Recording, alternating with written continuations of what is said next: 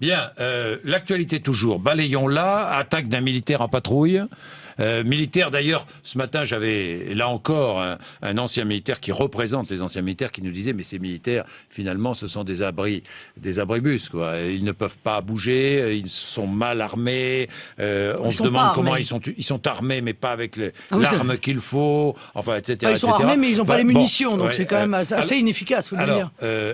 Est-ce que pour vous c'est un acte terroriste? On ne sait pas. On ne sait pas. On ne sait pas, enfin, on imagine quand même, permettez-moi. Moi, quand j'entends le président de la République dire non, mais ça n'a rien à voir avec Londres. Non, ça n'a rien à voir avec Londres, mais enfin, c'est quand même un militaire qui est attaqué. Il est attaqué pour être égorgé, ce qui est quand même, ça fait 2 similitudes. Avec une arme blanche, ça fait 3 similitudes. Et manifestement, par un islamiste, ça fait 4 similitudes. Ça fait quand même beaucoup. Est-ce que pour vous, l'islam est une religion de haine?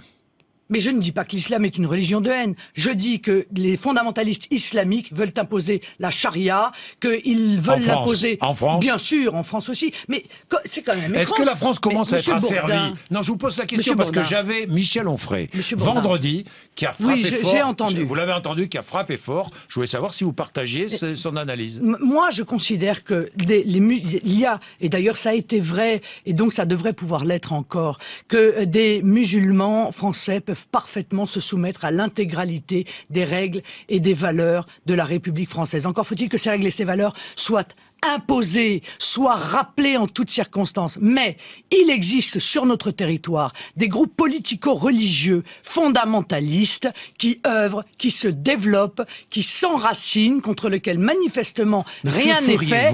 Et il y a un laxisme inouï. Mais écoutez, Monsieur Saïd Arif, Monsieur Saïd Arif, terroriste, qui est... terroriste accusé de... Il n'est pas terroriste. Bon, alors écoutez, cet homme est algérien. Cet homme est algérien. Il n'est pas terroriste. Écoutez, cet homme est algérien. Il est passé en procès pour avoir anticipé un attentat en plein cœur de Paris. Tout de même. Tout de même. Bon.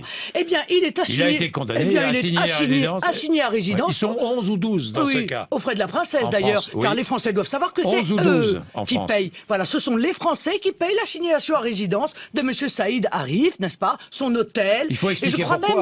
Je crois même d'ailleurs qu'il a touché, avant de s'enfuir, 5 000 € de Pôle emploi. Bon, alors à un moment donné, est-ce qu'on va arrêter ça, oui ou non? On apprend... Alors qu'est-ce qu'on fait de ces 11 ou 12 personnes? On les renvoie, voilà, dans leur pays. Mais l'Europe nous l'interdit. Eh bien, on dit à l'Europe... les règles européennes. Eh bien, nous disons à l'Europe... Parce que dans leur pays, ils sont menacés de mort. Eh bien, je m'en moque.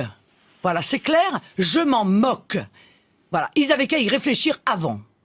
Et par conséquent, on les renvoie dans leur pays, on dit à l'Union européenne, vous êtes bien gentils, occupez-vous de vos affaires, nous on s'occupe de la sécurité de notre territoire, ça c'est une chose très claire, et je vous signale qu'on apprend quand même au bénéfice de ce drame qui s'est déroulé à la Défense, que le 7 mai, en Isère, il y a un gendarme qui a été attaqué par un homme au cri de Allah est grand, un homme qui rentrait de la Mecque, ça fait donc déjà un certain temps que ce genre d'action se multiplie sur notre territoire. Pourquoi est-ce qu'on les cache aux Français? Pourquoi est-ce qu'on ne leur dit pas la vérité? Pourquoi est-ce qu'on ne mesure pas la gravité des attaques dont nous sommes aujourd'hui victimes et qu'on ne tient pas compte de cela pour se réarmer et mettre en œuvre une véritable politique de lutte contre ces groupes politico-religieux fondamentalistes?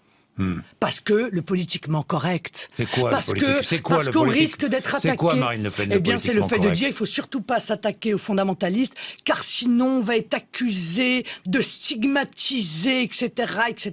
La réalité. Vous croyez qu'on en est encore là? Mais oui, mais bien sûr que oui, on en est encore là. Bien entendu qu'on en est encore là. C'est ce que disaient les manifestants, journalistes collabos, quoi. Journalistes, non, c'est. Mais je parle même pas des journalistes. Non. Je ne vous parle pas des journalistes. Là, je vous parle des politiques. Je dis ça comme ça, mais je vous parle pas des journalistes. Aussi. Je vous parle des politiques. Oui. On voit bien que tous ces gens-là ont peur de dire, ont peur de faire, ils ont peur d'être accusés de je ne sais quelle racine, de je ne sais quelle stigmatisation. D'ailleurs, on ne peut plus rien dire en France aujourd'hui sans être accusé de stigmatiser. Bon, eh bien moi, clairement, je stigmatise les fondamentalistes. Je les montre du doigt et je veux qu'on les combatte avec toute la virulence nécessaire pour assurer la sécurité de nos concitoyens.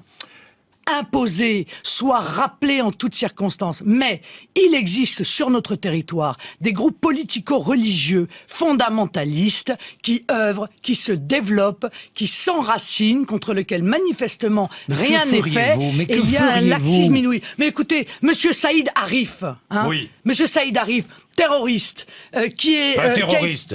Accusé de... Il n'est pas terroriste. Bon, alors écoutez, cet homme est algérien. Cet homme est il n'est pas terroriste. Écoutez, cet homme est algérien. Il est passé en procès pour avoir anticipé un attentat en plein cœur de Paris. Tout de même. Non, bon, eh bien, il est assigné. Il a été condamné, assigné à résidence. Ils sont 11 ou 12 dans ce cas. Aux frais de la princesse d'ailleurs, car les Français doivent savoir que c'est eux qui payent. Voilà, ce sont les Français. Il y a un gendarme qui a été attaqué par un homme au cri de Allah est grand, un homme qui rentrait de la Mecque. Ça fait donc déjà un certain temps que ce genre d'action se multiplie sur notre territoire. Pourquoi est-ce qu'on les cache aux Français? Pourquoi est-ce qu'on ne leur dit pas la vérité? Pourquoi est-ce qu'on ne mesure pas la gravité des attaques dont nous sommes aujourd'hui victimes et qu'on ne tient pas compte de cela pour se réarmer et mettre en œuvre une véritable politique de lutte contre ces groupes politico-religieux fondamentalistes? Parce que le politiquement correct. C'est quoi parce le politique? Parce qu'on risque d'être attaqué. C'est quoi, Marine Le Pen? Eh bien, c'est le fait de dire il faut surtout pas s'attaquer aux fondamentalistes, car sinon on va être accusé de stigmatiser, etc., etc. La réalité. Vous croyez qu'on en est encore là? Mais oui, mais bien sûr que oui, on en est encore là. Bien entendu qu'on en est encore là. C'est ce que disaient les manifestants. C'est qui paye l'assignation à résidence de Monsieur Saïd Arif, n'est-ce pas? Son hôtel. Il faut expliquer et je crois même d'ailleurs qu'il a touché, avant de s'enfuir, 5 000 € de Pôle emploi. Bon, alors à un moment donné, est-ce qu'on va arrêter ça, oui ou non? On apprend... Alors qu'est-ce qu'on fait de ces 11 ou 12 personnes? On les renvoie, voilà, dans leur pays. Mais l'Europe nous l'interdit. Eh bien, c'est contre les règles européennes. Eh bien, nous disons à l'Europe... Parce que dans leur pays, ils sont menacés de mort. Eh bien, je m'en moque. Voilà, c'est clair, je m'en moque. Voilà, ils avaient qu'à y réfléchir avant.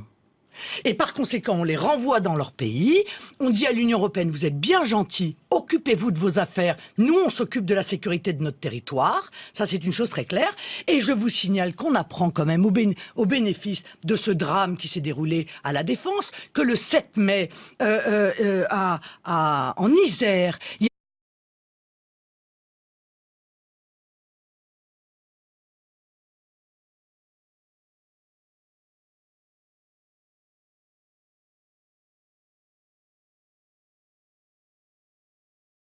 Bien, l'actualité toujours. Balayons-la, attaque d'un militaire en patrouille.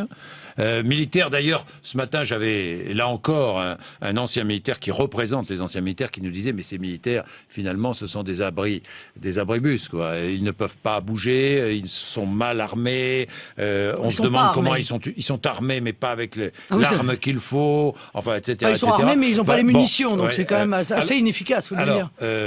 Est-ce que pour vous c'est un acte terroriste? On ne sait pas. On ne sait pas, Marine Le Pen. Enfin, on imagine quand même, permettez-moi. Moi, quand j'entends le président de la République dire non, mais ça n'a rien à voir avec Londres. Non, ça n'a rien à voir avec Londres, mais enfin, c'est quand même un militaire qui est attaqué. Il est attaqué pour être égorgé, ce qui est quand même, ça fait 2 similitudes. Avec une arme blanche, ça fait 3 similitudes. Et manifestement, par un islamiste, ça fait 4 similitudes. Ça fait quand même beaucoup. Est-ce que pour vous, l'islam est une religion de haine? Mais je ne dis pas que l'islam est une religion de haine. Je dis que les fondamentalistes islamiques veulent imposer la charia, qu'ils veulent l'imposer... En France? Bien sûr, en France aussi. Mais c'est quand même étrange. Est-ce que la France commence à être asservie? Non, je vous pose la question parce que j'avais Michel Onfray, vendredi, qui a frappé fort. J'ai entendu. Vous l'avez entendu, qui a frappé fort. Je voulais savoir si vous partagiez son analyse. Moi, je considère que il y a, et d'ailleurs ça a été vrai, et donc ça devrait pouvoir l'être encore, que des musulmans français peuvent parfaitement se soumettre à l'intégralité des règles et des valeurs de la République française. Encore faut-il que ces règles et ces valeurs soient